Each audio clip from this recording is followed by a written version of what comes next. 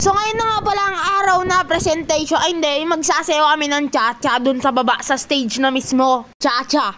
So ito nga rin pala si Sir Elef. Yung napaka bait namin teacher. Kasi nga pala, inayos niya pa yung kwelyo ko. Nox naman teacher. Dapat kasi 17 pa lang kayo. Economic side of the Philippines right now is collapsing on itself because all the negosyantes and... Hey, stop it!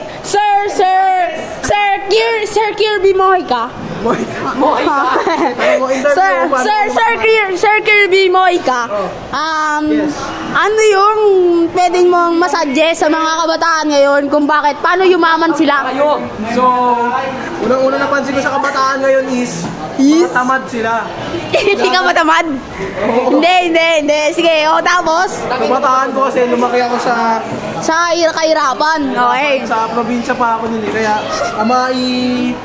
anak, tulungan ka. O kasi ka ba lang? Nag-interview ako. Yan, okay na yan. Bili, gi-interview siya. Sipagan lang nila and dapat business minded sila. Goal-oriented. Goal-oriented, yan! Pero yan nga pala, nagbibihis pa lang kami kasi parang medyo datingan namin dito para mala-Diyos mo. Kaya malapang mayayaman, boy. Tingnan nyo naman si Gases, nakapolo, tas may necktie pa.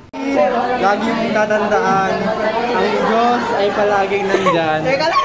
Huwag kang mawawala ng pag-asa, kapatid. Pag may problema ka, lumapit ka. Kanina ko lalapit?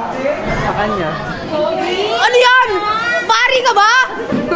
Pagkatapos na nga pala namin magsuot lang costume namin, ng mga suit namin, syempre is bababaan na nga pala kami and dun na kami sasayaw, syempre. Yun yung mga binidyo ko dati na yung mga nagpa-practice kami ng sayaw, gano'n. So, yan na yung last day. Kasi, yan na yung last day kasi syempre may mga costume na may suit na kaming gamit. Syempre, bago kami pinag-perform ni Sir sa stage, pinag-practice siya muna kami, syempre, para ma-perfects.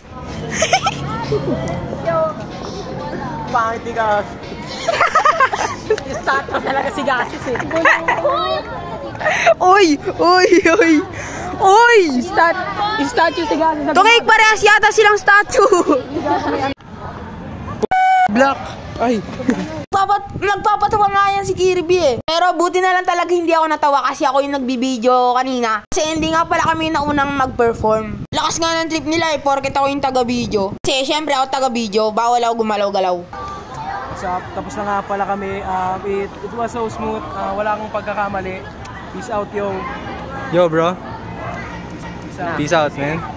Start na sila. R.I.P. Performance na nila Zion.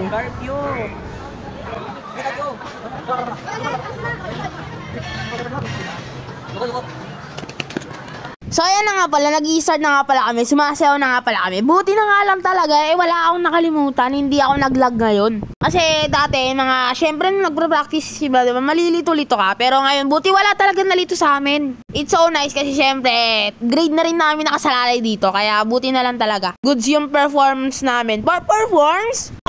Ganda kaysa naman yung kay Kila Kirby. Oy. Poste ba? Poste. At least kami medyo may galaw, di ba? Pero joke lang, maganda rin naman yung kay Kila Gases. Medyo smooth lang din naman yung pagsayaw namin. Wala naman tayo error. Ano sige na yung Discord? Ay, ano love. Good job. Very good.